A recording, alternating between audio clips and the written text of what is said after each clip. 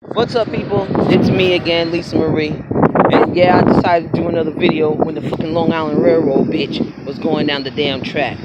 But, so boom. Alright, this video is more about, it gives you a little more information, a little history on me and like my family or whatever. So, I was going to speak about my father. My father passed away when I was about 16, I do believe. And I had not seen him for like mad years prior to that. Since I probably was about, I don't know, somewhere between 3 and 5 years old. But regardless of the fact, I never had a negative bone in my body about him. And my mother never spoke about him in a negative light, ever, even to this day. And I'm a fucking grown ass woman and shit, and she still don't say shit. You know what I'm saying? I don't know if she can remember some shit, but I don't know, some shit she probably didn't forget. But anyway, that's not the point. The point is, she didn't never say no crazy shit. But anyway, when I was a kid, I grew up going to bars and clubs, watching my father perform in a group called Little Buster and the Soul Brothers. Now, if you're not familiar with that, which most people probably are not, especially if you're not like older than me and lived out in Long Island, there were like a cover band, and then they did their own original pieces too, because Little Buster, he make music, and the guys would perform with him, but they would go like on tours all throughout Long Island, Nassau, Suffolk, Queens, Brooklyn, wherever the hell they was going to at different little bars and social clubs and shit. But I remember going to see them in OBI. If anyone's familiar with OBI, OBI was my shit. Okay, and I wish they ain't never got rid of fucking OBI fuckers. So anyway, so boom, they used to perform at a bar. It was in I think it was in Oyster Bay. It was called Belton's. If anyone's familiar with Belton's, that was also my shit. Upstairs, it had like it was like a bed and breakfast ish kind of thing, but it had a bar downstairs, and the dude would be in the back cooking. My cousin Mavis and we would be in there as little kids because our parents was there, and we'd be playing pool, and that's where I learned how to play pool at a very young age. Besides, her grandfather had a pool table in his house, so we learned how to play pool from the time we can see over the damn pool table. Needless to say, it wasn't like an environment like how we got nowadays, which I wouldn't be bringing none of my children. If I even had kids, I wouldn't bring them to the fucking club or a bar. I'm sorry, I don't trust that shit like that. I don't trust too many motherfuckers nowadays because they too flaky and fraudulent. But anywho, so yeah, boom.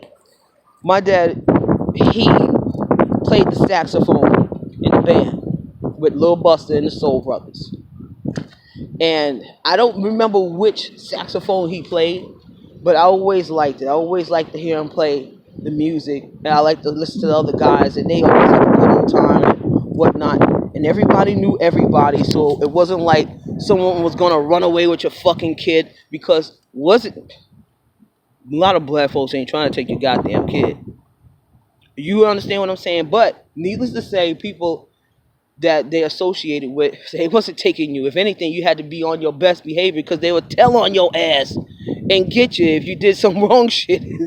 But that's how it was, And I loved the whole music thing. Music always been a part of my life. My mother, I don't remember her ever playing an instrument. My uncle, my mother's younger brother, he played instruments. But my mother, she's good at hearing music. You know what I'm saying? The people who can hear different elements in music that average people can't. That's my mother. Yeah, she cannot sing worth a lick, but she can tell you if something ain't right in what you're singing or what you're playing on your instrument. She can tell you quick, like yeah, she'll tell you real quick. But I remember my mother playing she had an 8-track back in the days, and we used to clean the house on every Saturday. I swear to God, it was like church. That people go to church religiously, we clean the house religiously. So anyway, she would play the 8-track, and she had 2 turntables. The ones where you stack the records on it, and then drop another record down. My mother was good at blending music and she knew how to set up her music accordingly, meaning that she didn't go from like extremely high beats per minute to extremely low beats per minute, and it's just like kind of throw you off. My mother knew about all of that. She knew how to blend that shit right. She knew what songs to keep it roll, to keep the energy rolling, so to speak. And to be quite honest with you, I picked up on a lot of that. I never had an opportunity to really play an instrument. I tried to play the guitar, but I wound up moving, and where I moved to, somebody fucked my goddamn guitar up, got the bridge of my guitar coming out. Why is the bridge coming out? You know what's going on. You know who you are anyway. So boom. But there's, you know how we talk about dreams, goals, and aspirations and yada yada. Well, there's something I'm going to do.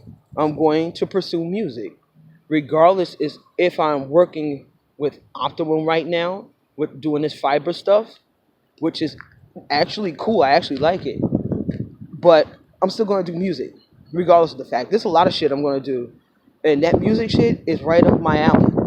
Making music is something I've always wanted to do. I can't say that I'm a rapper or anything like that. I don't know about that whole rapping shit. But anyway, if it happens, it happens. If not, then, ain't no skin off my back.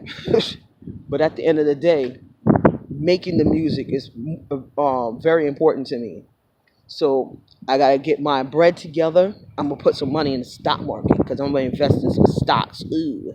So, and then I'm going to get myself some equipment and start making my own music because I want my shit to be official. And I'm going to SoundCloud that shit and all the rest of them fucking apps where you can upload your doggone musical talents at. You understand what I'm saying? So, basically, most of this video is about, talking about my dad, my mom, and the music. And also just saying that just because you never pursued whatever the hell it was you wanted to do when you was like 8, or however old you was, 28 for that matter, it don't matter. So you can do it now. Bitch, if you still alive, you're not in a coma, you know what I'm saying? Do that shit. I don't see what the problem is. Unless you see a problem, or something I don't know about on your end. But if you're functioning, you got a little bit of income, or you know someone who's got whatever the tools it is to get you started to do whatever it is, do that shit. Fuck that. Fuck what people say. That's fucking bullshit. A lot of times we restrain ourselves from doing a lot of shit because we're worried that our parents ain't gonna fucking agree with it.